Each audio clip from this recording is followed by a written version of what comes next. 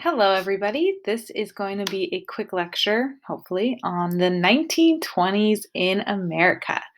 So, there will actually be some slides in here that you do not need to write down. So, make sure you're listening for which slides you do need to write down and which slides you do not need to write down. Okay? So, 1920s America, here we go.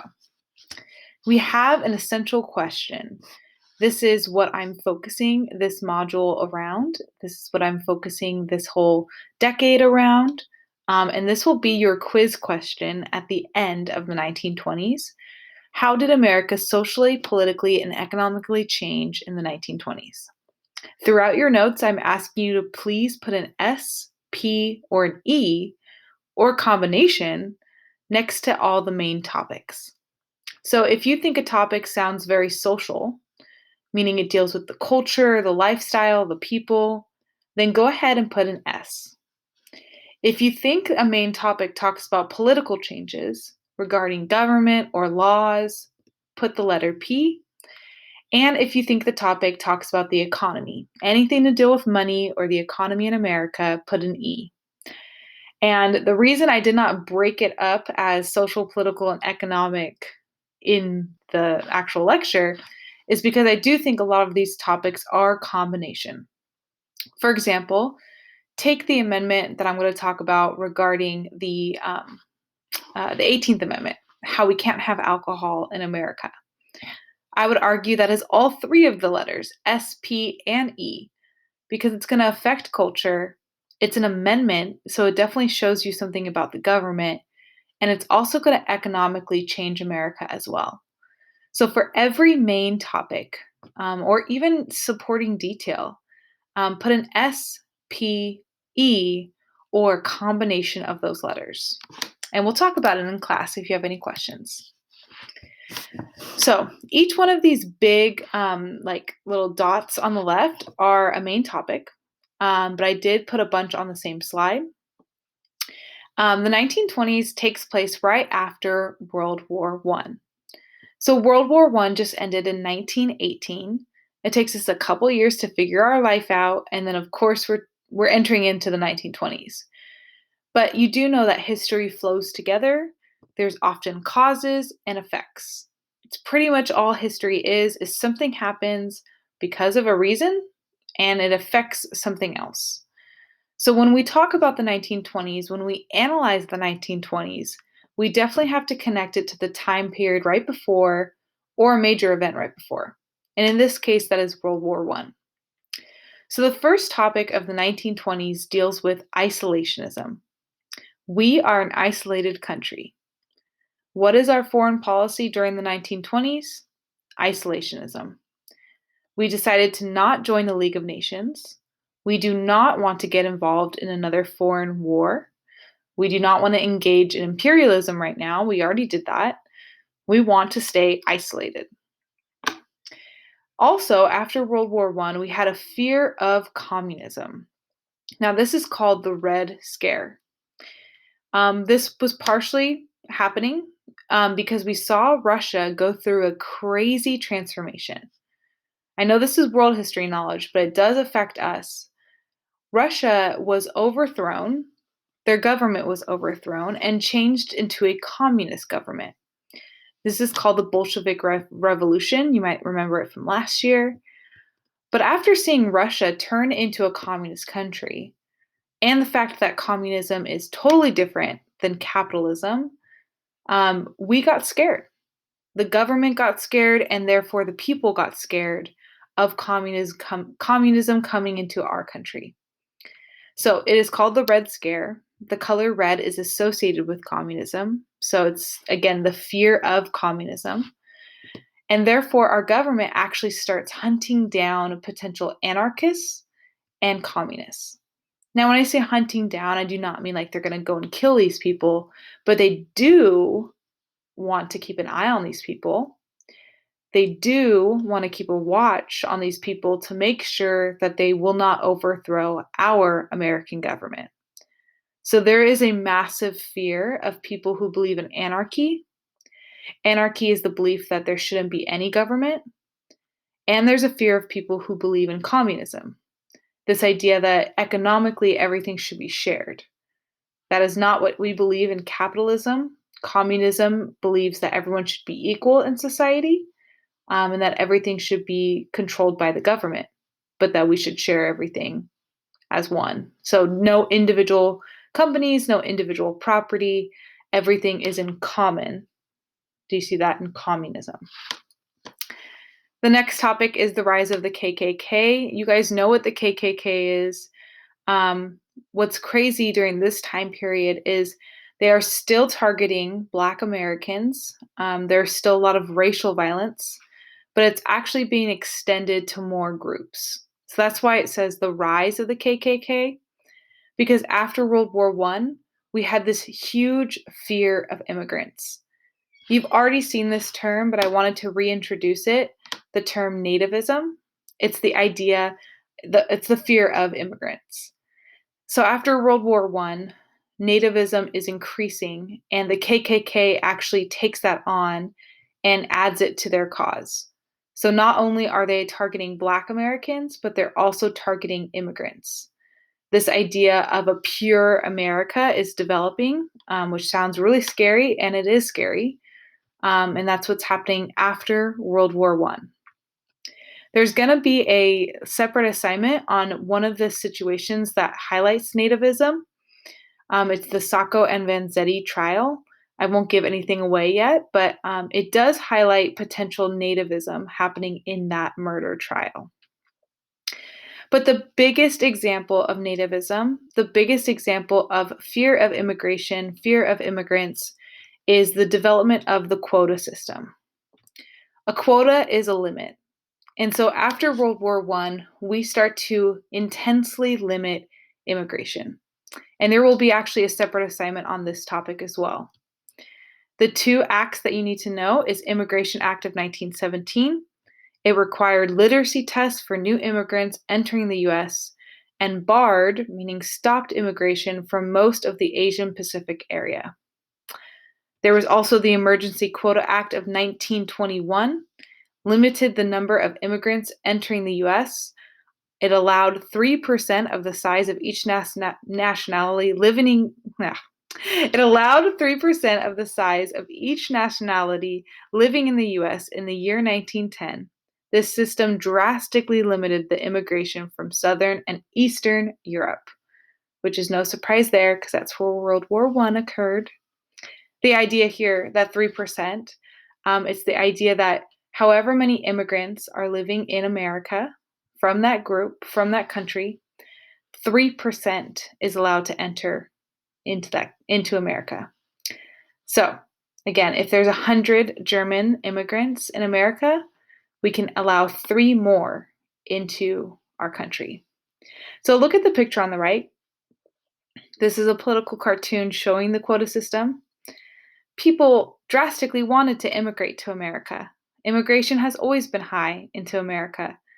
But now, because of the fear that World War I provided, because we want to remain an isolated country, because we're scared of communism and anarchy, because we're just scared of immigrants, we start to limit immigration intensely. So you can see Uncle Sam holding a little sign that says gate and 3%, and only a small number of immigrants are allowed into our country.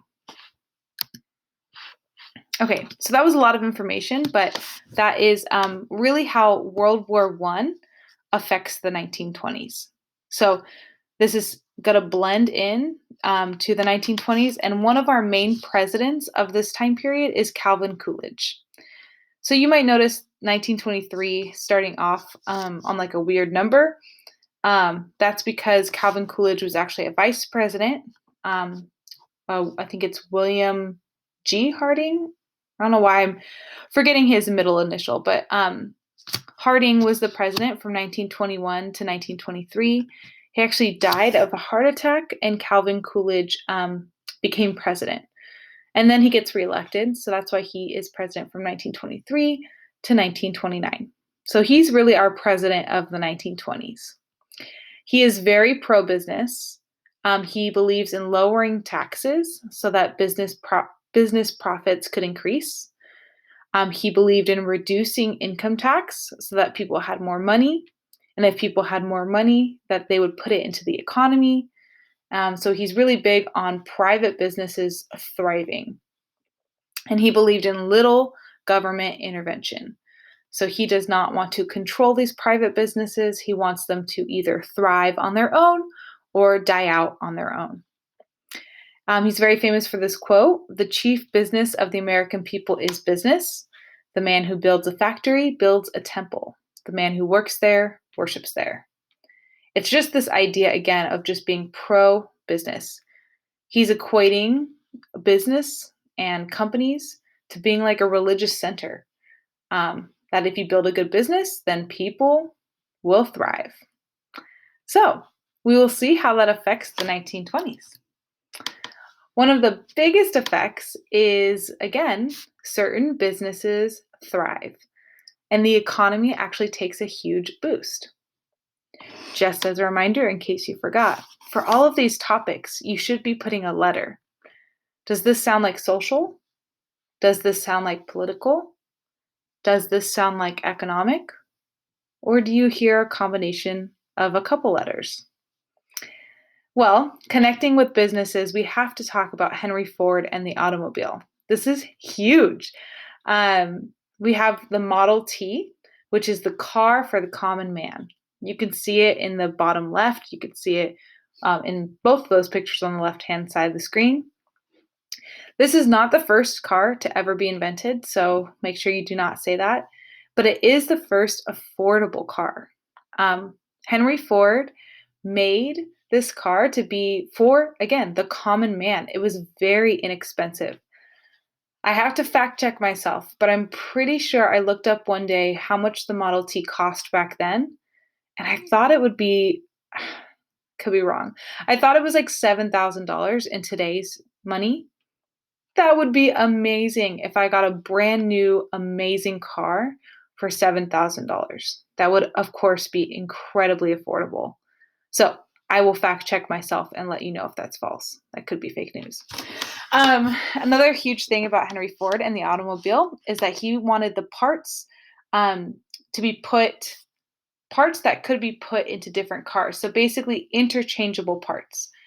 The problem with cars before this is that they were too individually made. He wanted to make parts that were so standard and so identical that if you blow a tire, you can go to something called a tire shop and just grab any old tire off the rack and put it on your car. Interchangeable parts. Again, this may seem like a duh to you, but this was a huge deal back then. It took a lot of effort to make sure that everything was identical so that repairs could be done easier and quicker and more affordably. Ford was also very famous for treating his workers well. He was one of the first leaders in business to give a minimum wage that was actually a livable wage for the time period. It was easy, unskilled work. It was assembly line factory work, but it was a really big deal for people to be working in these types of factories and getting a livable wage. So they didn't have to go to school. They didn't even have to speak English to work at a Ford automobile factory, but they could still thrive and get a good wage for their family. One thing that's not on the slide, I'm sorry that I forgot to put it on there, is that he was also famous for paying his Black workers the same amount as every other worker. That is huge because normally people of color would get paid less because there's no laws against that right now. And he's very famous for paying both Black and white workers the same. Now, before you go on praising Henry Ford for being the best person in the world, he'd never had any Black managers. He never had anybody of higher position be people of color. So there was still a glass ceiling. There was still a limit to how much advancement a Black person could have in his company. But the fact that they're getting paid the same minimum wage is still a pretty big deal. Now, the car in the 1920s is huge. It changed America drastically. People felt this need for independence. I can go anywhere I want, wherever I want. I don't have to rely on a train. I can be on my own. It created a massive amount of jobs. I just want you to think about all the jobs associated with a car. Think about it. You need all the people to make the car, right? But what about the roads? You need to hire people to make the roads. You need to hire people for gas stations. You need to hire people for repair shops. You need to hire people for car dealerships. I don't know. There are so many jobs associated with the car. So once more and more Americans get the car, more and more Americans get a job. And that's crazy. Um, Something called urban sprawl happened. This means that more cities are popping up. Cities used to only pop up wherever there was a railroad stop. So think about this landscape of America, and there's all these different railroad tracks. Well, wherever a railroad needed to stop, that's usually where a city started to form. Now that cars can drive anywhere, that means a city can pop up anywhere. In the middle of a desert, there can be a city. Because does the car need to refuel on gas? Does there need to be a gas station there? Does there need to be a motel there? Does there need to be a repair shop? Now you have all these businesses popping up, and now you have a city that is growing. Oil obviously becomes even more important in America due to the car, and the car becomes a symbol of status. So, the car is a very big deal. Again, it's not the first ever car, but it's the first affordable car, and most Americans have a car at this time. So, the last thing you can see in the bottom right, airplanes are getting more and more impressive. They are flying more places. They are delivering mail first off. They're delivering packages first off, which is a huge accomplishment. But they will start including passengers very, very soon. Okay, with the car comes a huge theme, and that's why the background changed because the next couple slides are all going to be talking about consumerism in the 1920s. Let me just give you a big hint. This is a huge economic change in the 1920s. Consumerism is a big deal, and it's a big economic deal.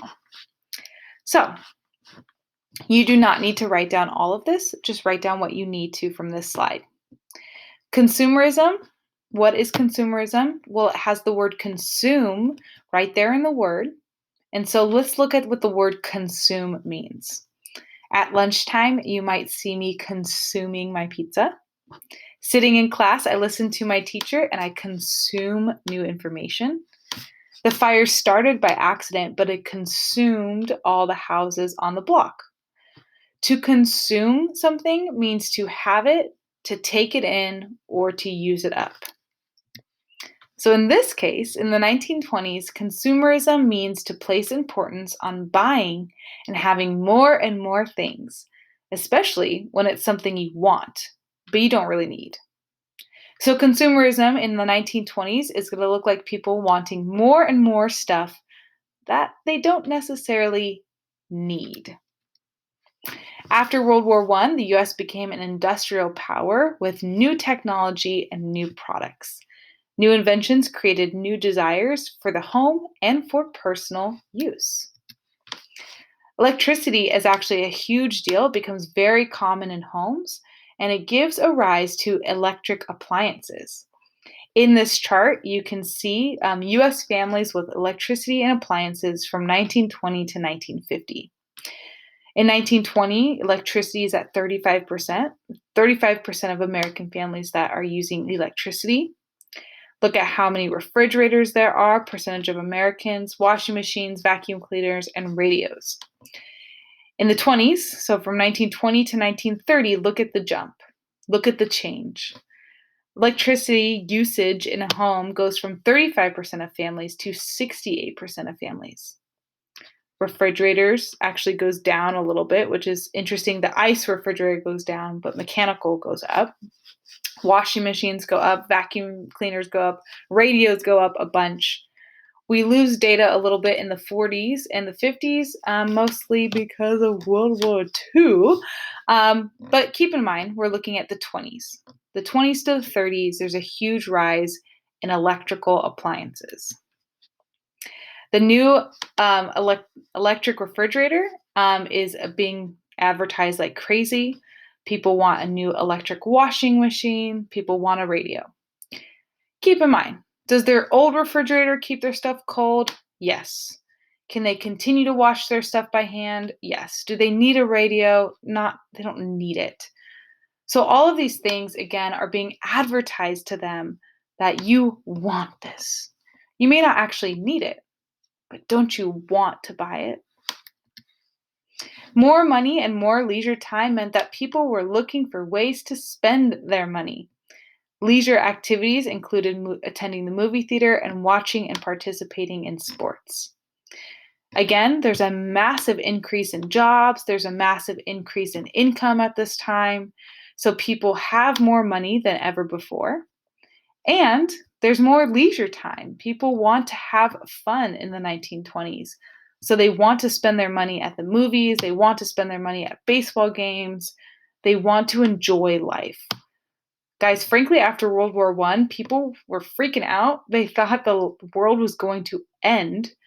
And now that they realize the war didn't end their life, they want to enjoy it and they want to spend their money. Who's telling them to spend their money? Advertisements. Advertising becomes an industry of its own, trying to get Americans to spend money on things that they could and things that they could not afford. So, ladies and gentlemen, there's going to be a quick video you're going to watch, not right now, but later, on the advertisements in the 1920s, and you're going to answer this question. Why were advertisements so effective among Americans? Now, this is the huge, huge point. You need to star this, underline it, because this is going to bite us in the butt later. Advertisements were telling Americans, hey, you don't have the money now? Why don't you buy it on something called an installment plan? Buy today, pay for it later. This is basically your first version of a credit card. Installment plans allow you to put some money down for a product and then pay it off in smaller payments, which is basically what an installment is. An installment is a small payment. So again, a credit card, similar deal. A credit card, you just charge it and you have to pay for small payments. An installment plan, you usually put a little bit of money down and then you pay a little bit every single month. You saw this everywhere in advertisements. So for this kind of like a record player type thing, it says only put $10 down and then the balance can then be paid in 6 small monthly payments.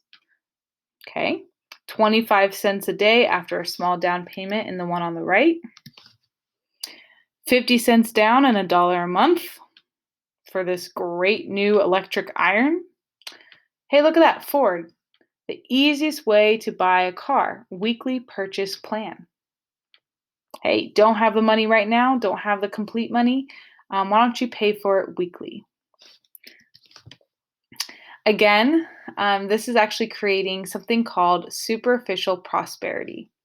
Superficial seems real, but really it's fake. An example, she seemed really nice to me, but then she talked about me behind my back. I guess her being nice was really just superficial. Hopefully, you guys are not superficial.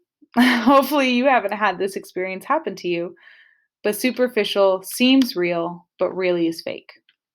Prosperity is wealth or success. So people feel like they are prospering during this time, but it's fake. Buying on credit allowed people to buy almost anything for smaller payments. Because they had all these new consumer goods, it made people believe that they were wealthier than they really were. Most Americans did not think about what could happen with widespread use and potential abuse of credit. So the idea of buying too much did not cross their mind. The idea of I have to eventually pay this off one day did not cross their mind. Right now, they're just living in the 20s, thinking that everything is fine. So there's one last video you'll watch that just kind of wraps all of this up, and you'll write a quick summary of this little video. Okay, how you guys doing? This is another huge theme of the 1920s, and that is prohibition. Prohibition is the outlaw of alcohol in America. Look at the word prohibit. It means you cannot do something. When you're prohibited from something, it means you cannot do it. So we call this time period the Prohibition era. So what you need to know about Prohibition, you need to know the causes. Why did we do this?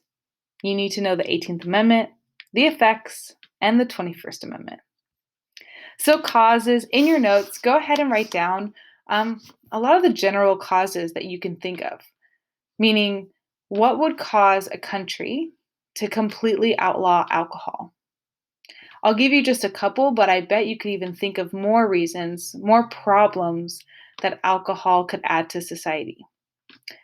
So, unfortunately, there were no laws on alcohol. So, people were consuming alcohol in the streets, people were showing up to work drunk. There was a lot of domestic abuse happening prior to the 1920s. Alcohol was causing a lot of violence, a lot of death, and a lot of health issues. So there was a lot of groups, specifically women's groups, that were creating temperance movements. Do you remember that word? Temperance movements? Again, they were trying to outlaw alcohol.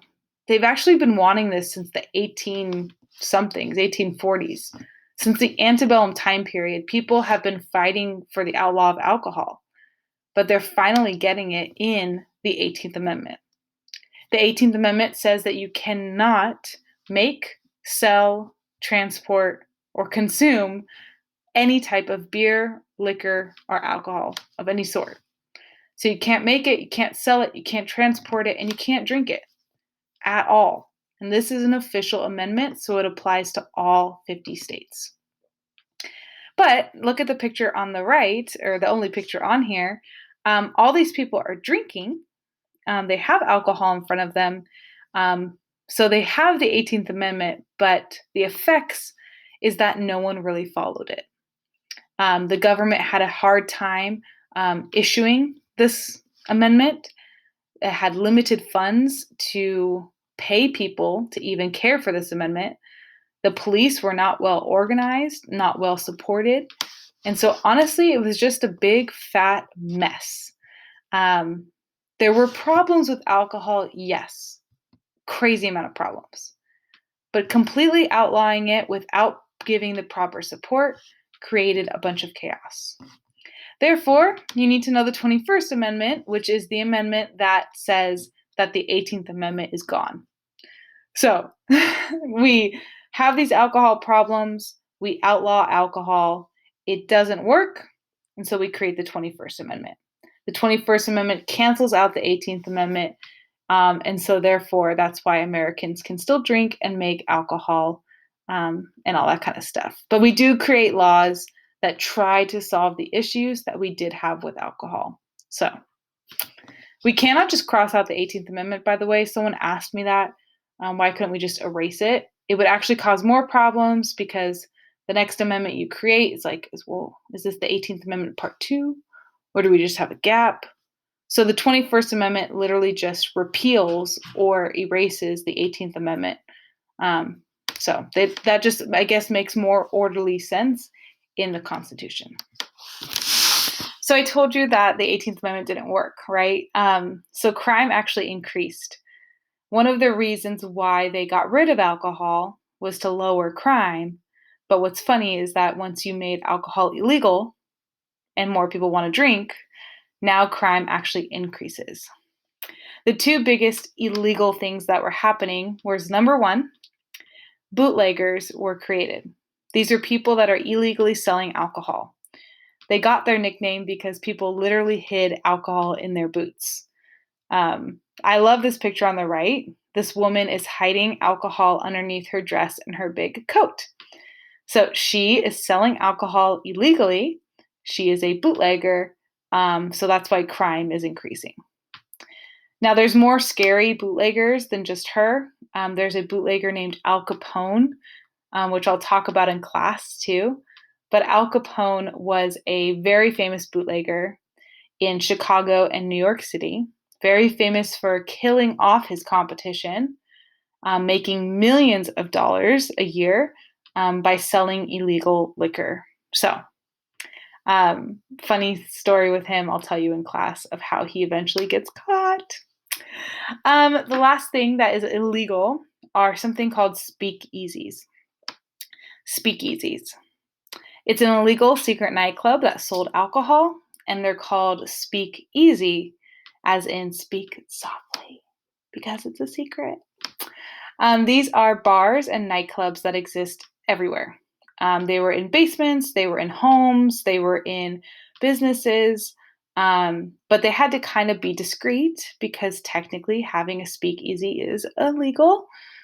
So there wouldn't be a sign, no neon sign that says, "Hey, there's a bar here." You would have to know where the speakeasy is. You would have to know maybe a secret password or a secret knock. And then once you did that secret thing, you get led into the club and everybody's happy. Again, there was a bunch of alcohol problems, but with the 18th Amendment, all you did was make this thing illegal. So now everybody is a criminal for enjoying their alcohol.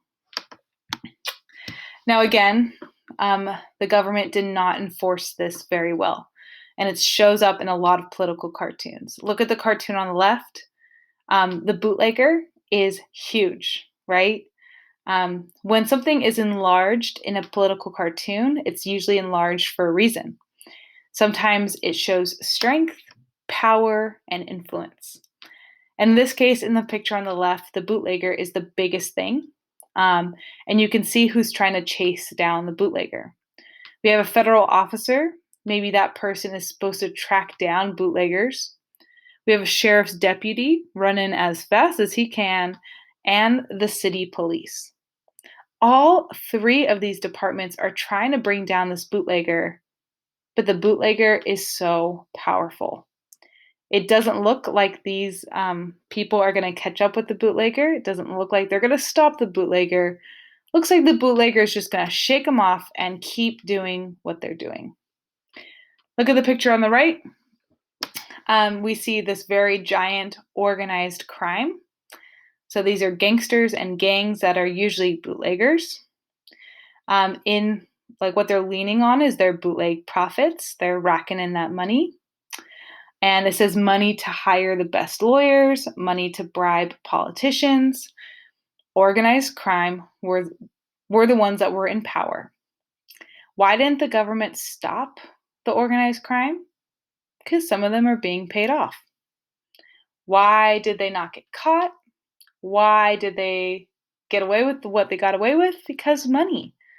People are corrupted by money, and organized crime definitely used their massive amounts of money to stay in control.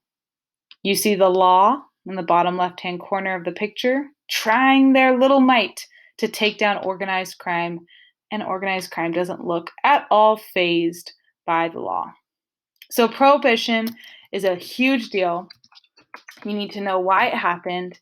You need to know what the 18th Amendment is, the effects on how people didn't follow the 18th Amendment, and then, of course, the 21st Amendment, which basically erases the 18th Amendment.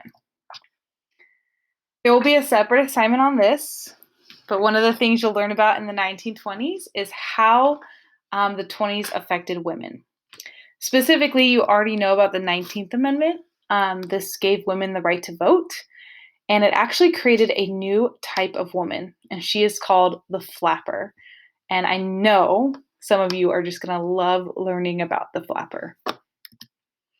The last topic of the 1920s will also have a separate assignment. It is called the Harlem Renaissance. Not gonna lie, this is my favorite topic in the 1920s. The Harlem Renaissance is an explosion of art, music, and literature that challenged social, racial, and political inequalities of that time. It focuses on Black writers, Black performers, Black artists, and Black musicians. There are three things that add up to the Harlem Renaissance. It is full of Black pride. It is pushing for social equality, and it is using creative outlets to get it done. So this time period is so beautiful. It is so amazing. And people actually still celebrate the spirit of the Harlem Renaissance even today. 100 years later, people still celebrate what the Harlem Renaissance did for Black Americans in our country. So again, Black pride, pushing for social equality, using creative outlets, that's what makes up the Harlem Renaissance. Now, one of the key things you need to know is why the Harlem Renaissance is happening. The first reason is because of something you'll see in the assignment. It's the Great Migration. African Americans are moving from the South to the North. And in this case, a lot of them are moving to a neighborhood in Manhattan called Harlem. But there's also an organization that is growing called the NAACP. You've already heard of this. It was created in the 1890s by W.E.B. Du Bois, but it's an organization that inspires African Americans to protest racial violence. They're pushing for social equality. One of the people that is famous for the Harlem Renaissance, he's also famous for being in the NAACP, is James Weldon Johnson. He was a poet, a lawyer, and a leader of the NAACP during this time. He was highly pushing for anti-lynching laws. Lynching was still very prominent in the South, believe it or not. And so he's really trying to push the government to crack down on lynchings against Black Americans. There was another organization that wasn't as popular, but is important for the 1920s. It was called the UNIA, and it's an organization founded by Marcus Garvey. It actually believed that African Americans should build a separate society. So the UNIA does believe in social equality, but they do not believe in integration between the races. So they did not believe that Blacks and whites could peacefully coexist. They wanted to have actually separate society. This was a radical message of Black pride, and even more radical for the time period. Marcus Garvey actually wanted to lead a movement of African Americans returning to Africa, kind of reclaiming their homeland and going back to their roots. Now, ladies and gentlemen, the Harlem Renaissance is a creative explosion, but they're talking about real issues. They're talking about Black culture, Black pride. They talk about Africa. They talk about slavery. And so these three things caused the Harlem Renaissance to explode. Now, the people will show their emotions and show their frustrations and show their happiness through art and music and poems, but it really stems from all of the social movements happening before. So the Great Migration, the creation of not the creation, but the continuation of the NAACP and the creation of the UNIA all lead to people wanting to express their pride and express their, demand what they want as well. The UNIA, the last thing I'll say for this, is the UNIA eventually does fizzle out, but there will be another person that resurrects these same ideas, and his name is Malcolm X. So give it 40 years, but during the Civil Rights Movement, Malcolm X and his group will take a lot of similar ideas from the UNIA and Marcus Garvey.